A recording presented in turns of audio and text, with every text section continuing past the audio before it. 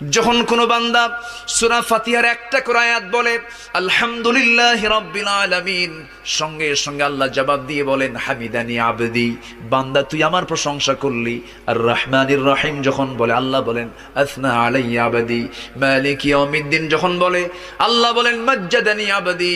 এরপরে যখন বলে ইয়াকা না'বুদু ওয়া ইয়াকা নাস্তাঈন পর্যন্ত যখন বলে আল্লাহ বলেন বান্দারে তুই আমার কাছে কি চাস, প্রাণ খুলে চারে বান্দা। ইহদিনাস সিরাতাল মুস্তাকিম থেকে শুরু করে নিয়া ওয়ালাদ-দাল্লিন পর্যন্ত যখন বান্দা বলে তখন আল্লাহ বলেন বান্দা নামাজের মধ্যে এমন প্রেমের খেলা খেললি বান্দা, তুই যা চাইলি সব আমি আল্লাহ কবুল করলাম। ওই বান্দা যখন রুকুতে যায় আল্লাহ তখন অস্থির হন।